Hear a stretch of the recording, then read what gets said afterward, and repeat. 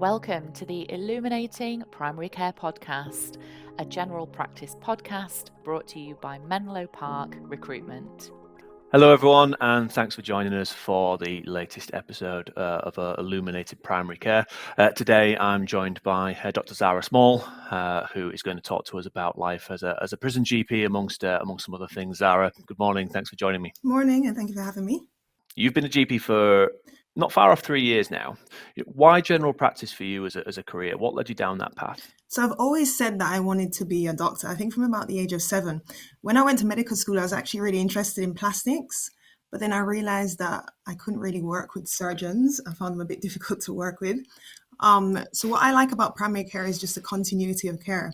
Obviously with hospital medicine, you see patients, for a few days and you probably never see them again.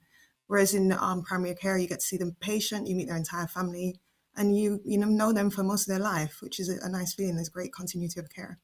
Yeah, okay. And obviously that's the thing we hear most common, I think.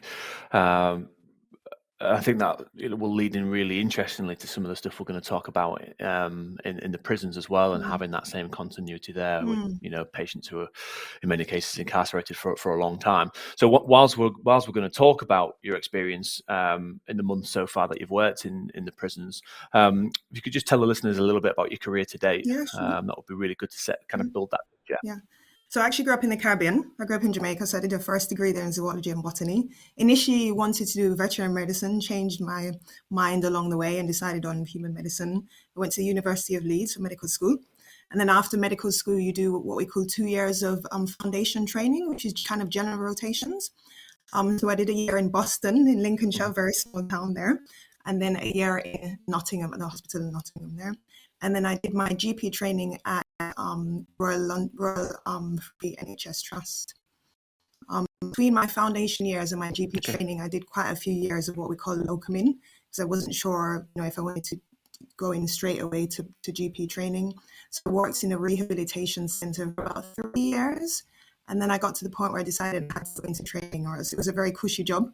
The thought of having to go back into hospital became quite daunting and having to do nights and on calls. So I got to the point where I decided I need to go into GP training.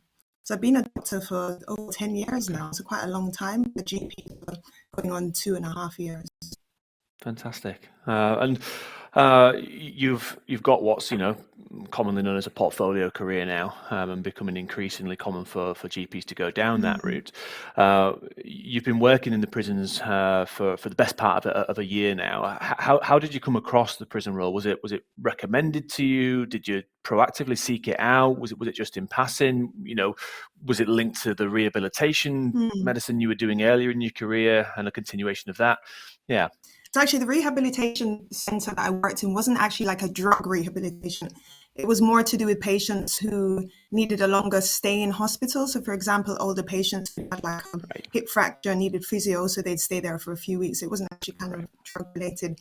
I've always been someone, I don't like doing just one thing alone. I tend to get quite bored, and GP can be quite draining. So I think it's important that you do different aspects of primary care. When I finished my GP training, I didn't want to take on a salaried permanent position yet. And so I was just looking at different jobs to do. So I do some GP in the community. I do some aesthetics, so, Botox and fillers and things like that. And I do prison work. So prison work, I was just looking for jobs online. I found, I think quite a while ago, someone had messaged me on LinkedIn about jobs working in a prison. And I thought this would be quite interesting. Initially, you have to do a shadowing period because I think quite a few people are interested in doing it. And then when they actually go there, decide that it's not for them. So you do have to do some shadowing first. So it's more that I was just looking for interesting things to do, and I found it on LinkedIn. Yeah, I think it's one of those roles where not a lot is known about it. Not a lot is known about the day-to-day, how you get into it, and I think there are stigmas and assumptions about what it might be like as well. And but we are seeing, especially with the likes of Dr. P.A. who you work for, it's becoming a lot more mainstream. And with the sort of collapse to a large degree of the locum market in day-to-day general practice, lots more GPs are now trying to find these kinds of roles, so they're becoming a lot more in the forefront. So, tell me if you can, just what is a typical day like? Sure. So you arrive at work. The work is the prison. Sure. And take me from there. So you have to check in at reception first. They check your ID and they give you a key to lock all your belongings. Your phone has to say no locker all day, money, personal items and things like that. Which is difficult, especially with this generation. We used to have our phones all day, so it's strange not having your phone on you.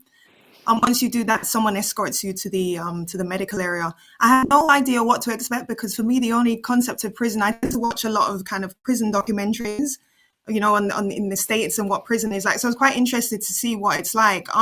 The one that I work at is a category A high-risk women's prison. So they're high-risk offenders. So they're in prison for things like drug-related crimes and a few for murder as well. I expected everyone to be in their cells and locked up. It's almost like a very open system there. So they have a garden, people can walk around and, walk around as they please. In terms of the medical facility, patients come, and wait in line similar to, a GP surgery in the community. There are a few patients who are in solitary confinement, and if that's the case, you have to go to solitary confinement to see them. But the day is similar to being a GP in community. So you have a few patients in the morning, a few in the evening, and then you discuss their general concerns. Most of the patients have waited quite a long time to get an appointment, sometimes 4 weeks or more. So they tend to be quite thankful when they've seen you.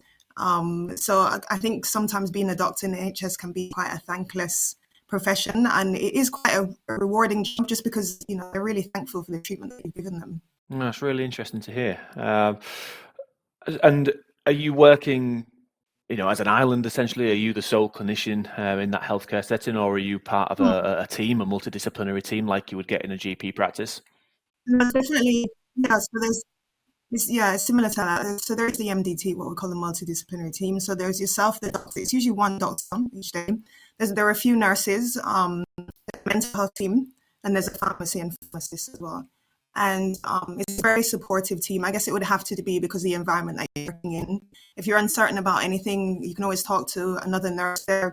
There's always someone to call. There's another doctor you can call if you're not sure, how to do things or anything like that, because it can be quite daunting when you start for the first time. You don't know what the patients, I tend to call them patients rather than inmates, are going to be like, because some of them can be quite confrontational when they don't get what they want. But that being said, you do come across patients like that in the community as well. So, if you can deal with someone there, you can deal with them in prison as well. And there's always a guard outside of the door. If anyone's being aggressive towards you, you can call them and they'll escort them out. Yeah, no, it's interesting.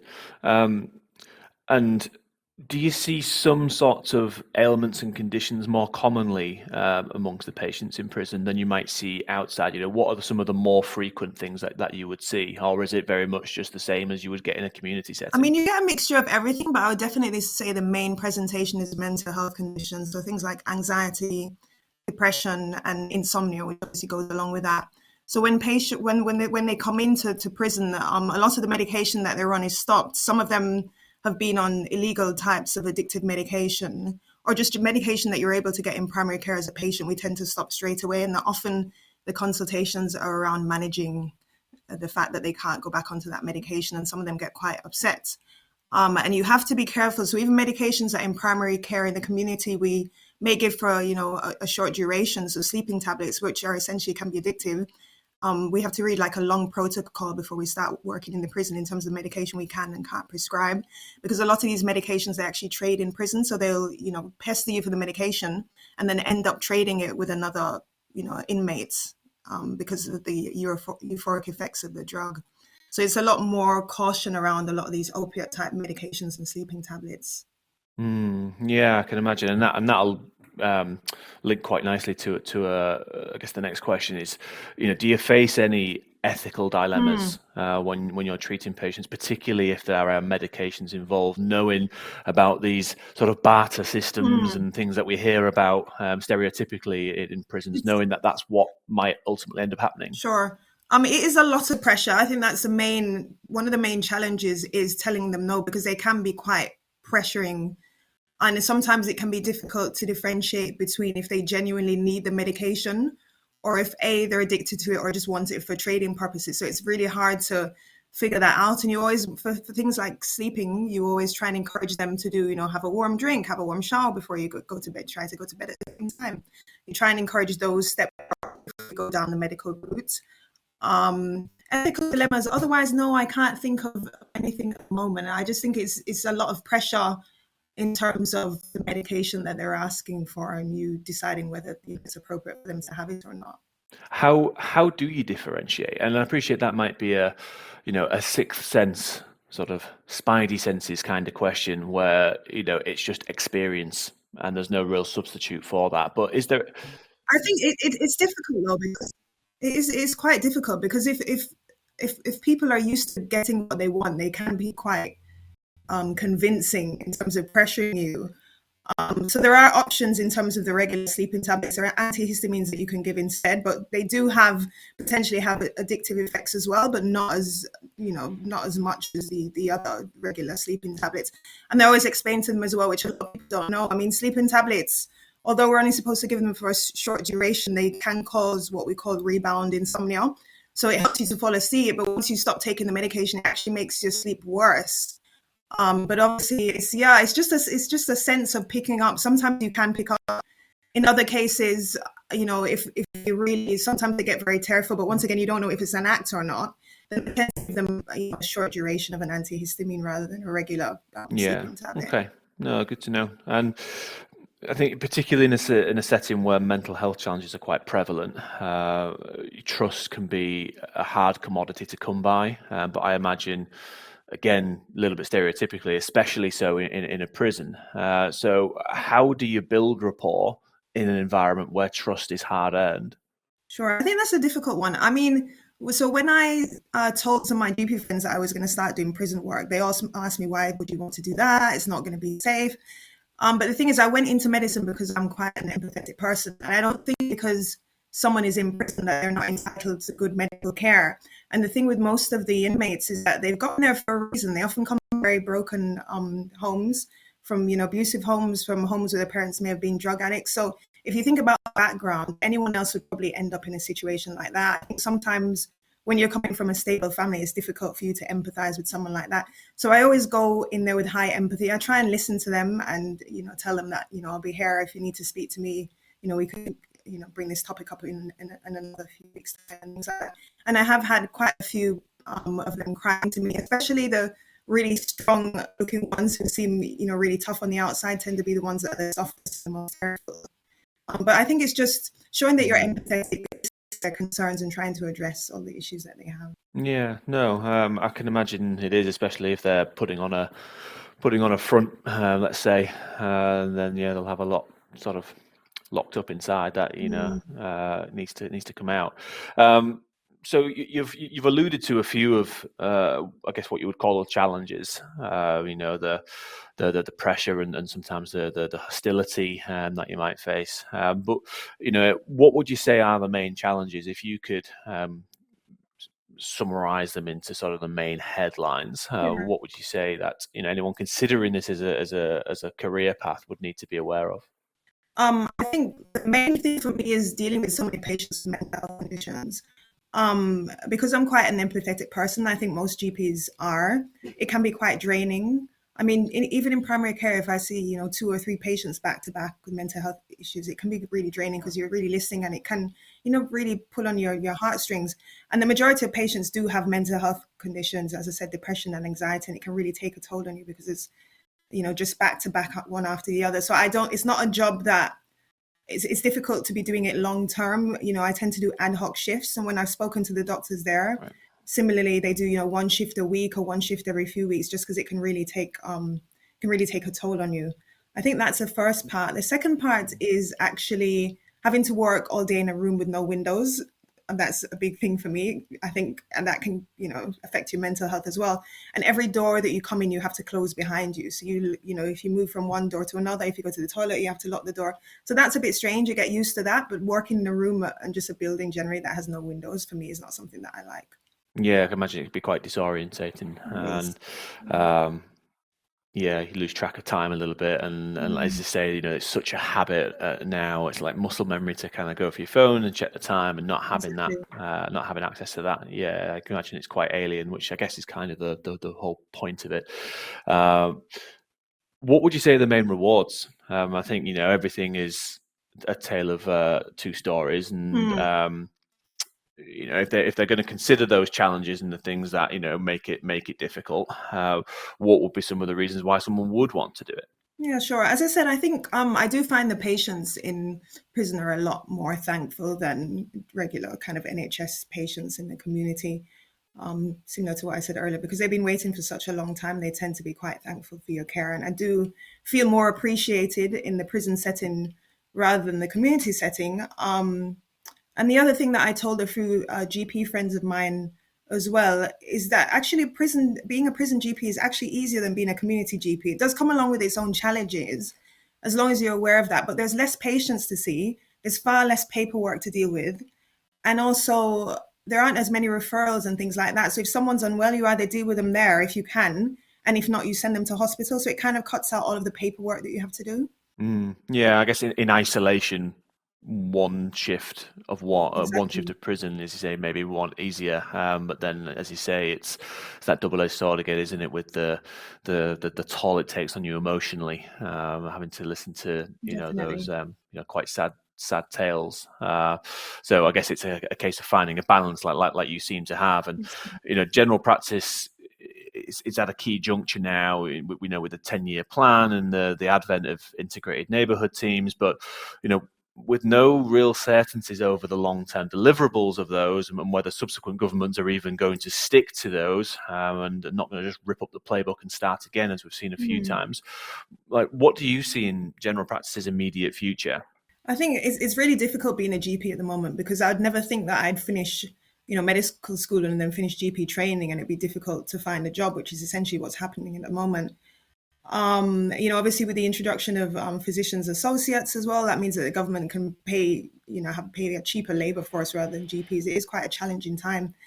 It's difficult to say what's going to happen. I know that a lot of my friends have left and gone to Canada and Australia for better pay and obviously a better work-life balance, which is quite sad. I'm not sure what's going to happen, but I know that the government definitely needs to make some changes. I mean, they say it costs the government, I think, 250K to train each doctor.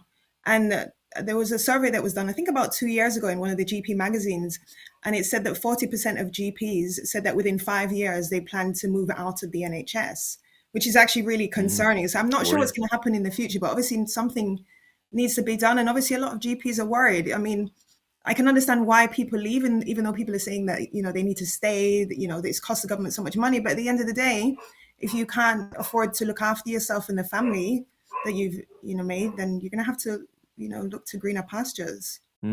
Yeah, it is frightening. We've seen these statistics about record numbers of GPs being trained, and whilst that's brilliant, if there aren't the jobs to keep them Exactly. here, then all we're doing is we're training Australia and Canada's GPs for GPs. them for free. Exactly. And yeah, we're hemorrhaging them at the moment, so it is frightening. So picture me this then. Let's say it's Monday, it's a new week. You're the health secretary for the day.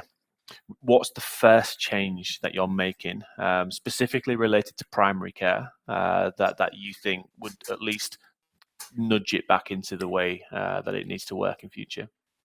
One of the first things I would do is increase the length of the appointment time, because I think a 10-minute appointment time is just absolutely ridiculous. There's no way you can address everyone's health needs then. But I think changes need to be made not just in primary care, but within the hospital as well. I mean, waiting times are so long. Yeah. If you're doing a referral for a specialty, it can take up to a year. And the thing is, the patients are then taking it out on you as the GP and saying, there's nothing that you can do. But once you've sent the referral, there is nothing else you can do unless it's an urgent referral. Yeah. But otherwise, it's ridiculous that patients have to wait a year for referrals. But then it has to do with, there being the hospitals being short of staff. So I think, it's difficult to say I can't manage the country's budget, but obviously salaries need to go up so that they can employ more staff so that the waiting times aren't as long, but definitely increasing the length of the consultation time as well, so that there's less stress for the GPs in primary care. Yeah, just stop the bleeding, Exactly. stop them leaving, just improve their job satisfaction. Yeah, absolutely. I think one of the ways that we're hopefully going to retain more of them, and it creates its own problem with GPs working less days in day-to-day general practice, but sometimes we need to solve one problem by maybe creating another.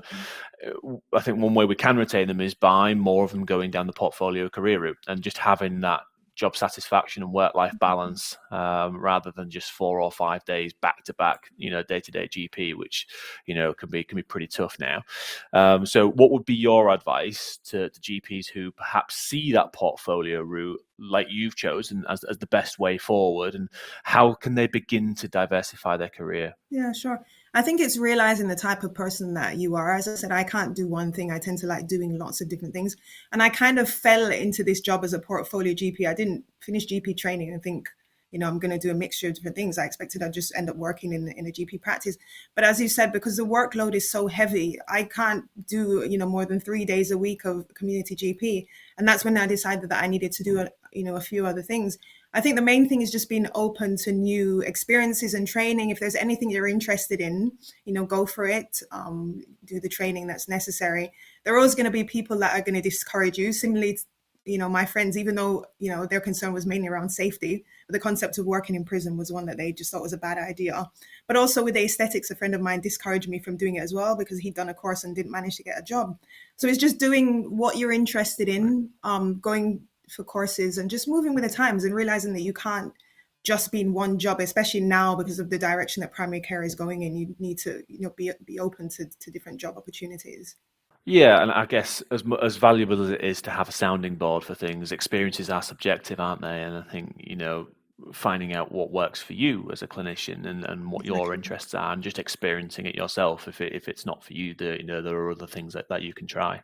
I mean, as for you personally, and we'll lead the listeners on this. What's next for you? You're establishing yourself as a GP now.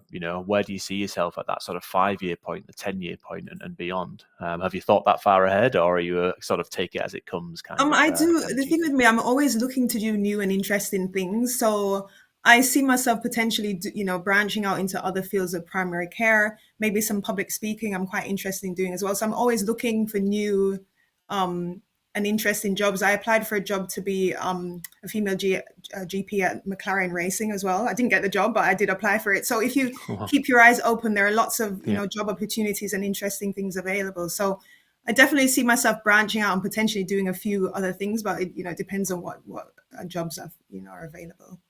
We'll watch this space. Yes, and maybe we'll see you down at Silverstone on Channel 4's coverage in a few years' time. Zahra, really interesting stuff. I can confess I did not know a huge amount about prison medicine prior to our meet today, so it's been really eye-opening for me and hopefully for listeners as well. So again, thank you for your time. Great, I'm glad to hear that, and thank you for having me.